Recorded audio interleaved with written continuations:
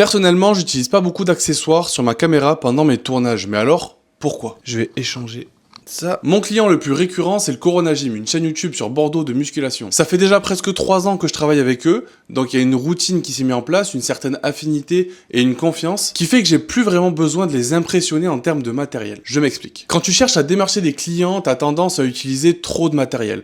Que ce soit stabilisateur, retour, lumière, micro, enfin, tu remplis ton sac de tout ce que t'as. Et à mon avis, c'est ce qu'il faut faire. Je pense qu'il faut montrer au client que t'as du matériel, que t'es investi et qu'il en est pour son argent. Dites-moi en commentaire si je me trompe, mais c'est mon avis. Je dis pas qu'il faut investir dans beaucoup de matériel pour démarcher des clients. C'est pas ce que j'ai dit. Mais pourquoi pas utiliser tout le matériel que t'as, tout ce que t'as en ta possession pour impressionner justement le client. Maintenant, on en revient à la question de base. Pourquoi moi j'utilise plus beaucoup de matériel pour mes tournages? Au fond, ce que j'ai besoin pour mes tournages, c'est donc de la caméra, bien évidemment, un micro directionnel, parfois une poignée, mais voilà, c'est tout. Parfois, j'utilise des micros sans fil comme là actuellement, mais que j'en ai que 3, donc il faut qu'il soit 3 maximum dans la vidéo. J'ai pas forcément besoin d'un retour, d'un moniteur vidéo, même si j'ai investi dans un récemment et j'en ferai sûrement une vidéo sur TikTok. J'ai même mis de côté mon Ronin, un petit RS3 mini, pour être plus naturel, pour pas être encombré et plus rapide sur le terrain. En fait, avec le temps, j'ai plus vraiment besoin d'impressionner mon client niveau matériel, même si quand on tourne avec Thibaut InShape ou le Bouzeux,